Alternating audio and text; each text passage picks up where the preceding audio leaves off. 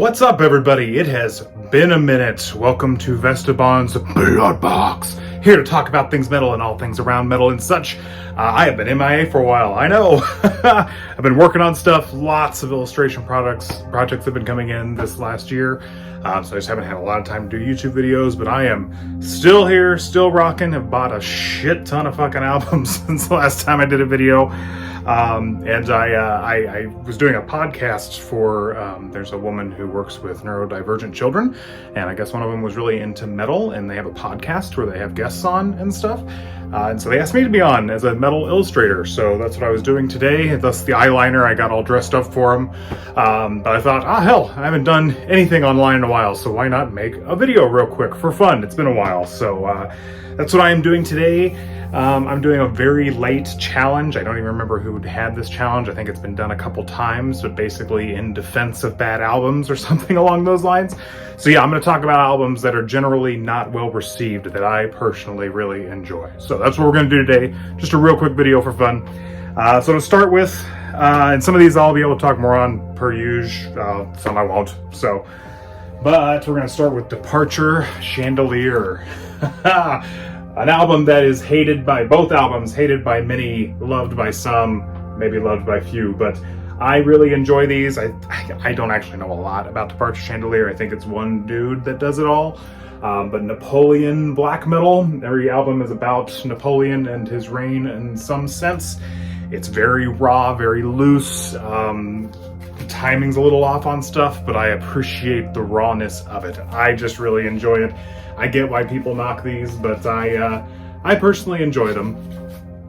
And next up, now, this album was not well received, to my understanding, when it first came out, but it has grown to be a very favorite album with a lot of people who love this band as of late, because I think it has matured well over time. But it's Mayhem, and this is one of my favorite Mayhem records of all time. This has been in a couple other people's video, but Grand Declaration of War. I love this album so much, I have 3 different versions of it.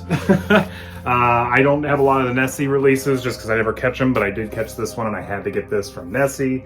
I also have, one's the white, yeah, this is the white one. That it's not the first press, but it's somewhere around the first press, maybe second press. And then I also got the I think it's 2014 re-release.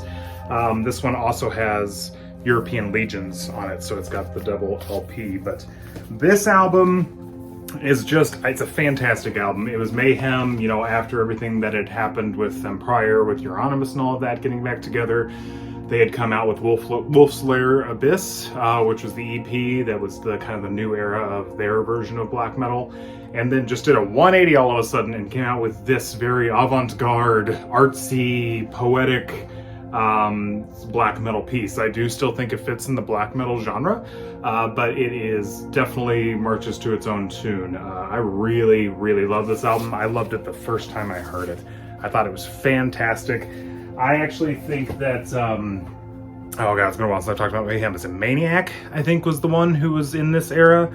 Yeah, because it was Maniac on Death Crush with someone else, then Dead, then Attila, and then Maniac again, and then Attila later on once Maniac got kicked out. But I love the Maniac era of Mayhem. I think it's a great era. They came out with some really good stuff. After this, God, again, it's been a while since I talked about it. I don't even remember the fucking name of the album after this, but it's the one with the, like, gremlin guy on it. But, my favorite era. So that's a great one. Moving right along, again, just kind of burning through stuff here, because it's been a while since I've done this, getting back in the swing of things. Danzig. So, Danzig, you know, those first 4 albums from Danzig are really loved. And he did some other stuff. He had some like side albums that came out with more like lost tracks and things like that. And then he came out with this, which just got re-released this last year, Danzig 5.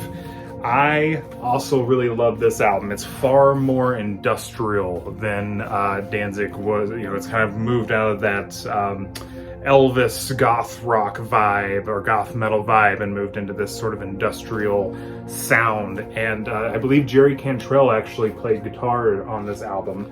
Black Acid Devil, Danzig 5, Black Acid Devil, great album, in my opinion.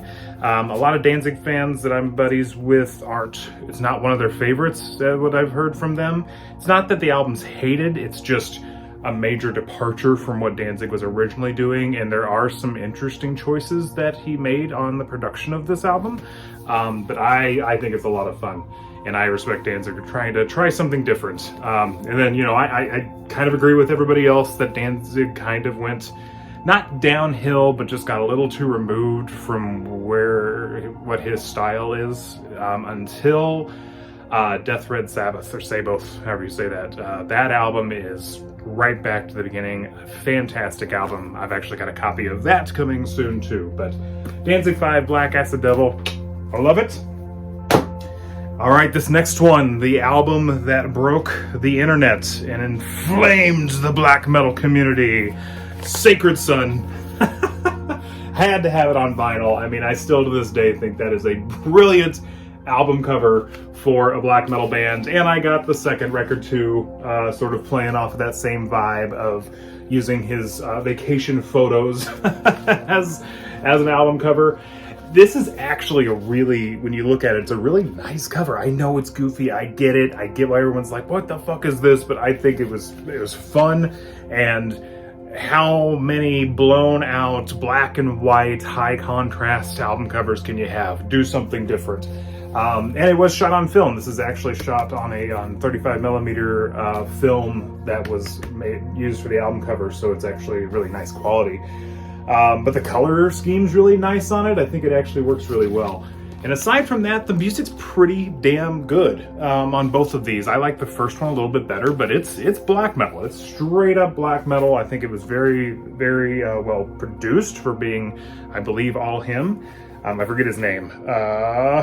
Dane Cross. And he just came out with a new album too. It looks like it's going to be more traditional. In the album cover, it looks like more of a classical painting that he's used on it. So I don't blame him. It was a bit of a gimmick in the beginning, and he's wanting to move away from that. I read a thing where he was talking about this, where he was just, once everybody freaked out about this album cover, he was just excited people were listening to his music, because he was like, I recorded this in my kitchen, on my kitchen counter, basically, and I'm just excited people are actually listening to it. So he wasn't taking it too seriously, as you can tell, and it worked out really well for him, because he's continuing to make music. He is also the bass player of a band called Dawn Walker, I believe, which is a really, really good sort of post-metal or post-black metal band. So check that out. Pagan Plains is my favorite song from them, so definitely give that one a try. Moving right along. This one, you know, this is kind of titled In Defense of Bad Albums. That's a terrible label for it, because some of these albums I understand why they're considered bad. Others are maybe just a little out of the box for what people are expecting, and there's a response to that because of it. This next album being one of those. Blood Incantation Time Wave Zero. So this was Blood Incantation's departure from sort of sci-fi death metal and into the realm of atmospheric music. What's it called? Atmospheric, dark ambient music is what they sort of migrated to with this. You know, a lot of people were not particularly happy when this came out, at least from what I saw online, because it is such a departure from the death metal sound that they started. But I think a lot of that is from maybe individuals who don't listen to a lot of dark ambient, because a lot of the criticism I heard was it sounded like they were just hitting random notes and keys on a keyboard, and that it was somewhat lazy. I can tell you right now that is not the case. You know, I'm a Dungeon Synth fan. I love dark ambient music. I've created music like that. The quality of music on this record is very conscious, very intentional, very, very laid out, very well laid out. It is a very conscious album. It wasn't just a thrown together dark ambient album. It was, they knew what they were doing. They're pulling from a lot of, you know, 80s and maybe even some 70s sci-fi ambient vibes from albums or movies and things like that, and really pulling it together to come up with something unique. And flat out, this just fits with their mythology. You know, all of their music's about sort of this, I haven't looked into it a lot, but it's obviously this alien being, you know, sort of government conspiracy type alien stuff, cult, of course, alien cult type things. And this music on this fits perfectly with that vibe. And I respect the hell out of them for doing something different too. I like when artists try something different. And this was a wildly successful album in my mind. I really, really loved this. So go listen to all the hype online. If you want to try it, give it a try. It's not a death metal album in the slightest form. Just know that going in. It is a fantastic dark ambient album. All right, next. So this one I actually got when I was at Hammerheart Brewing, whenever they were still open. So this has been a little while back now. That's sad. But they had done a beer special. They had made a special beer for the release of this album called Liminal Ultra. And it was for this album from Sculptured. The name of it is the Liminal Phase. So this one, they had a couple copies there that were given to them from the band. I got it signed to give out or to sell while they were doing the beer special on this. So I was able to snag one. Thank you, Nate. So this is I forget his name, but the ex-member of Agalok, the guitar player. I believe the one who is a professor. This is his other project. They have had some albums come out before, I want to say late 90s, early 2000s, while Agalok was still around, but this was their most recent release.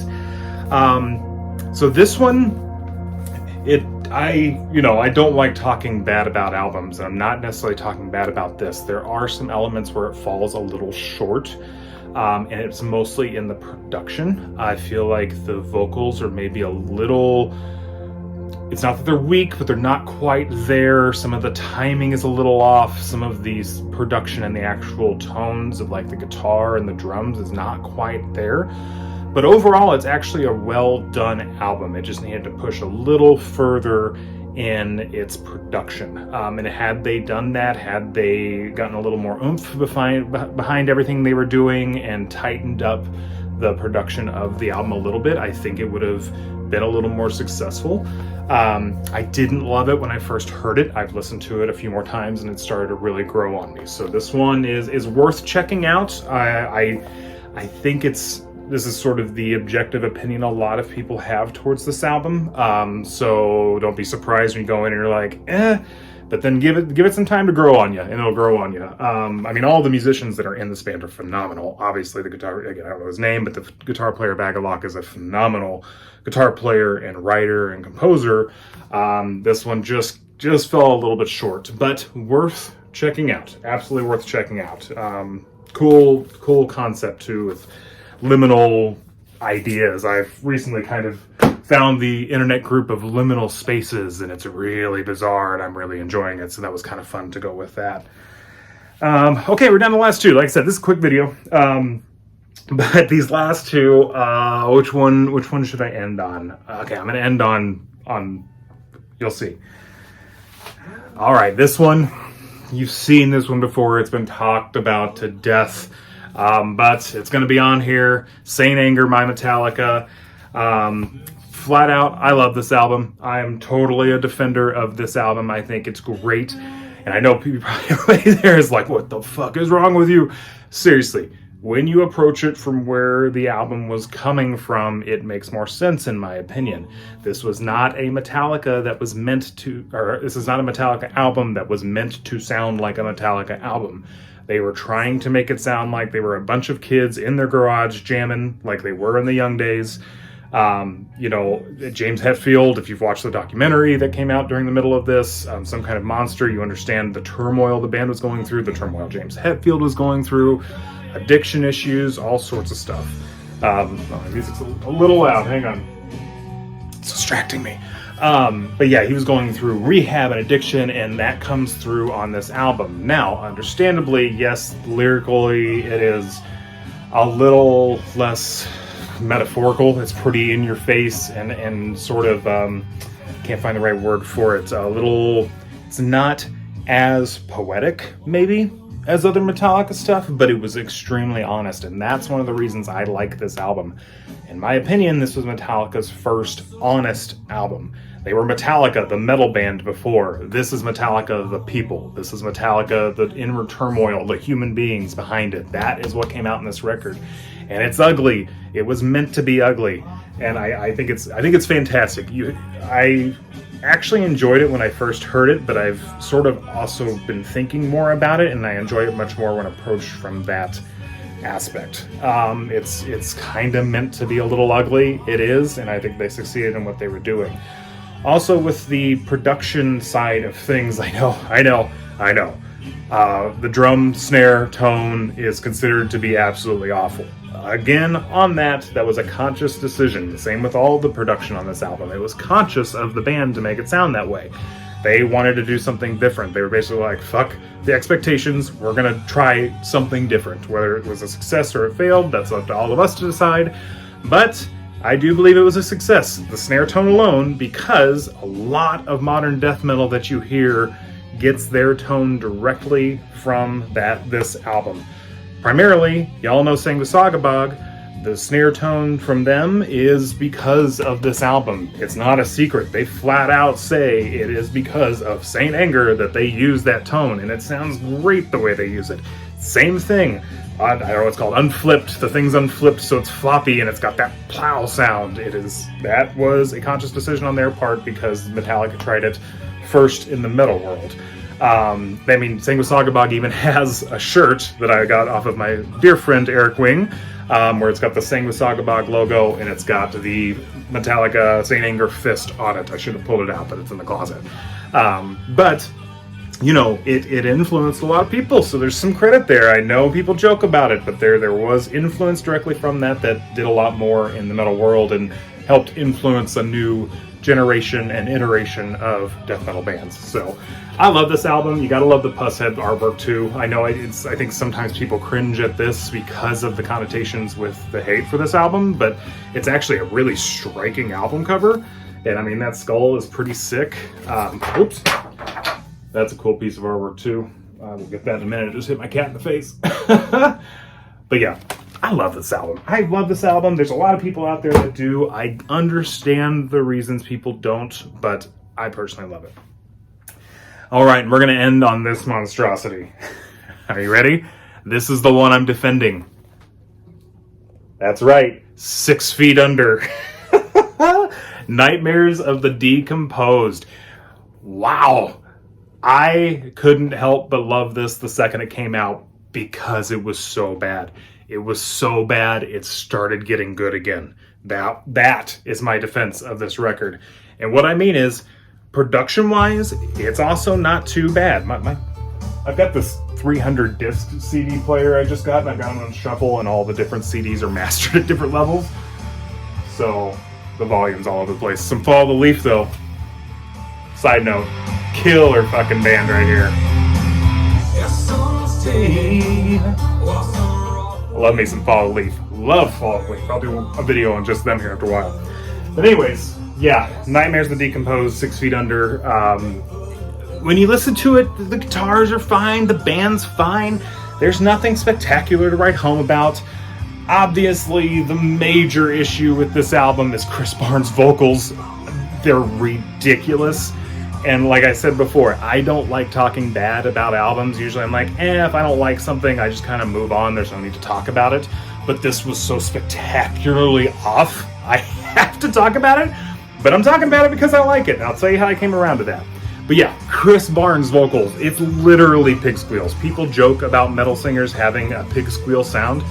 This is blatant pig squeals. He's going wee wee like a fucking pig, okay? Y'all have heard it by now. I know this is old news now, but so I'm listening to it and I'm fucking laughing when it first came out. I'm just laughing while I'm listening to it. And I was like, you know what? It's still fun. It's fun because it's so bad. And when you sort of get past trying to make it something it's not, there's something still enjoyable in it. And I still, so much, I bought the damn vinyl of it. I just enjoy it. It's so bad, it's good. That is my defense of this album. I don't know, man. Chris Barnes been around a lot of years. There's lots of musicians that are getting older and having trouble keeping it up, and I don't like to give him shit for that. We all get older. Shit wears down. It's inevitable. We can't do the things we used to do forever. You just can't.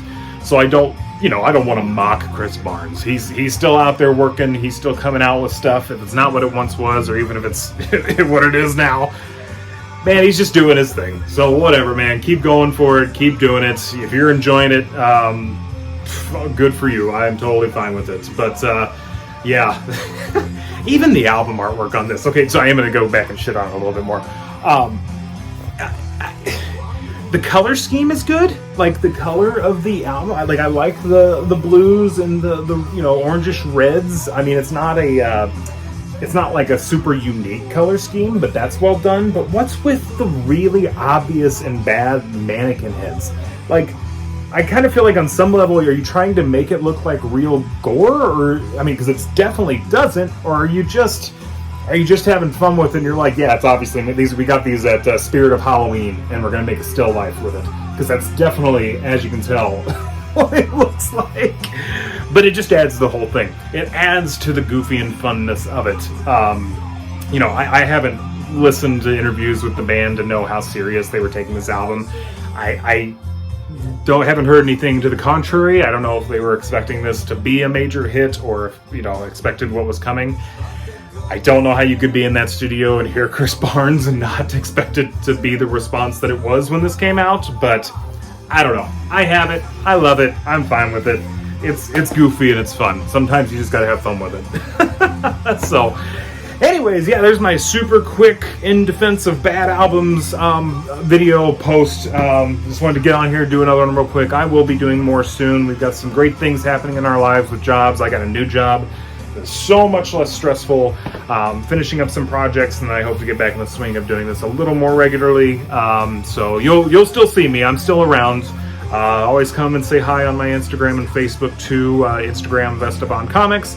Facebook, just me, Justin Bowling. I also have a Facebook for Vestabon Comics, so you can look that up too. But hope you all are well. Missed seeing y'all, and keep at it, and we'll see you next time.